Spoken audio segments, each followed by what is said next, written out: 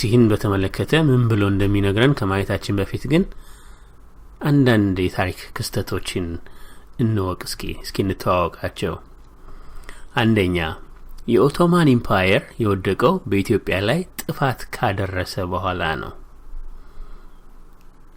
ሁለተኛ የፖርቱጋል ኢምፓየር የወደቀው የኢትዮጵያን ሃይማኖት የመቀየር ሙከራ ካደረገ በኋላ ነበር።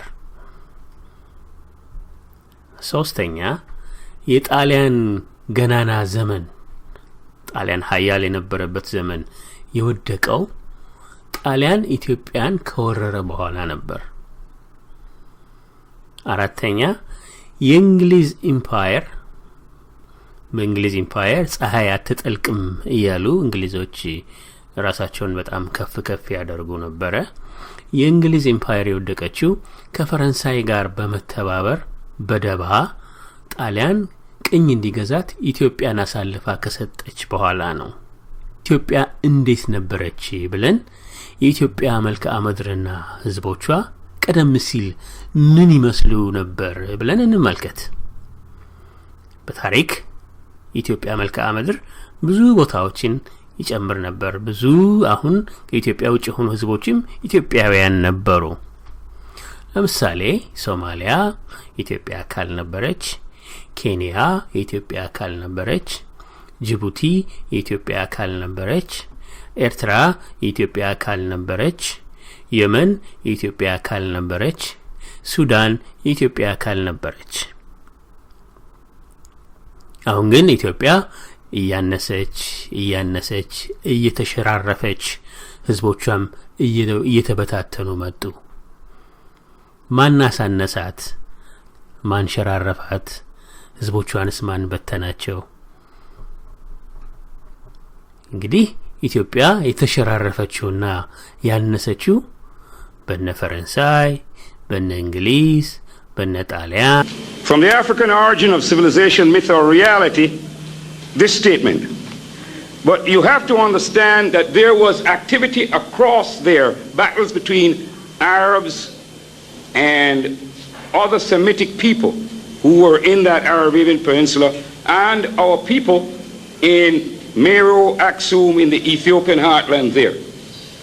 And this was happening a couple hundred years before the main Arab body moved out, because they couldn't move in force across the Red Sea in those days. Moved higher up, and that's the invasion I'll be talking about later, and that's really when the weight of the Arabs came over. But they came, and after that, they kept coming across the Red Sea as they developed their skills. But let me point out something to you which is not pointed out. Page 151 of the African origin of civilization, myth or reality, Sheikh Anta Diop.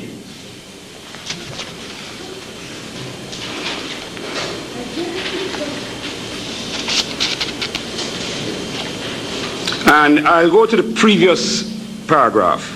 Reisner, which is one of these fake European, and George Andrew Reisner, fake great Egyptologist, Diop says he could not have failed to know that Nubian civilization dates back to 1500 BC. That is to say, prior to the appearance of the white Japhetic Libyan in Africa. Consequently, the problem is not to seek Libyans in recent Nubian history, but to find some at the start of that civilization about 5000 BC. This task Reisner was careful not to attempt. Then he says, when Muhammad was born, Arabia was a Negro colony with Mecca as its capital. The Quran refers to the army of 40,000 men sent by the king of Ethiopia to crush the Arab revolt.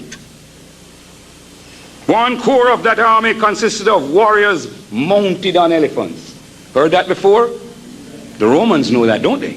What was his name? Hannibal.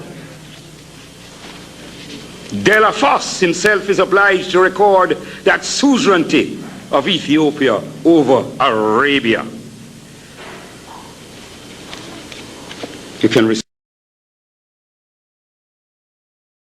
And below, that once the prophet was under pressure in Arabia, he told these two key followers, go to Ethiopia, go to that land of righteousness where no one is wrong. Look at that reputation the Ethiopians had. The Greeks called them the favorites of the gods and the tallest of men. There in Ethiopia, his followers waited out the storm and the controversy. Some converted Ethiopians to the faith. Some married Ethiopian women and never went home.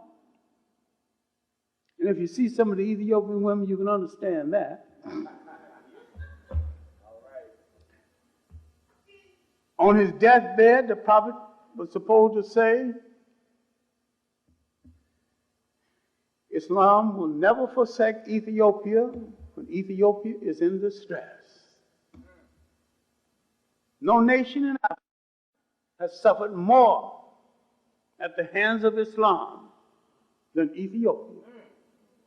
The Muslims from Eritrea, backed by a Muslim zealot, Gaddafi, destroyed the political effectiveness of Ethiopia. She's literally a weakened nation.